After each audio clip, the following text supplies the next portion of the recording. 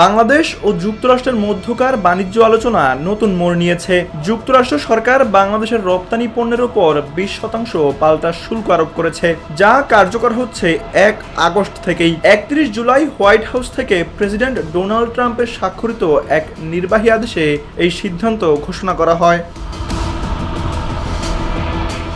এর আগে এপ্রিল মাসে যুক্তরাষ্ট্র বিশ্ববাজারে মার্কিন বাণিজ্য ঘাটতির অজুহাতে প্রথমে 37% শুল্ক বসায় বাংলাদেশের ওপর। পরে আলোচনার পর তা কমিয়ে আনা হয় 35%, কিন্তু সেটিও সাময়িকভাবে স্থগিত ছিল। শুল্ক কমানোর বিষয়টি নিশ্চিত করেছেন প্রধান উপদেষ্টার প্রেস সচিব শফিকুল আলম। শুক্রবার নিজের ভেরিফাইড ফেসবুক পোস্টে তিনি জানান, 31 জুলাই ওয়াশিংটন ডিসি বাংলাদেশ যুক্তরাষ্ট্রের তৃতীয় দফার শুল্ক আলোচনা শেষ হওয়ার পর হোয়াইট হাউস থেকে স্টেটমেন্ট দিয়ে জানানো হয় বাংলাদেশের উপর 20% শুল্ক আরোপ করা হয়েছে। ইতিপূর্বে এই শুল্ক আরোপ করা হয়েছিল 37%, পরে কমিয়ে 35% করা হয়।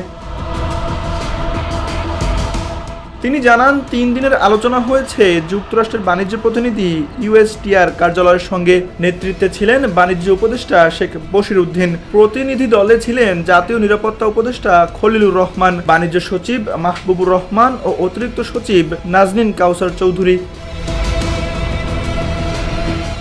এ বিষয়ে শেখ বশির উদ্দিন বলেন, 20% শুল্ক আরোপ করায় আমাদের রপ্তানি বাধাগ্রস্ত হবে না, তবে আমাদের প্রত্যাশা ছিল হারটি আরও কম হবে। এই আদেশ শুধু বাংলাদেশের জন্য নয়, ভারতের ওপর 25%, পাকিস্তান ও ভিয়েতনামের ওপর 20%, কম্বোডিয়া ও ইন্দোনেশিয়ার ওপর 19%, মিয়ানমারের ওপর 40% পাল্টা শুল্ক আরোপ করেছে যুক্তরাষ্ট্র। 31 জুলাইয়ের মধ্যে আলোচনার সময়সীমা বেঁধে দিয়েছিল যুক্তরাষ্ট্র, কিন্তু সমাধানে না পৌঁছানোয় এবার কার্যকর হলো নতুন শুল্ক হার। এখন দেখার বিষয় এর অভিঘাত কতটা পড়ে বাংলাদেশের রপ্তানি নির্ভর অর্থনীতিতে। Tanvir Ahmed, NTV news.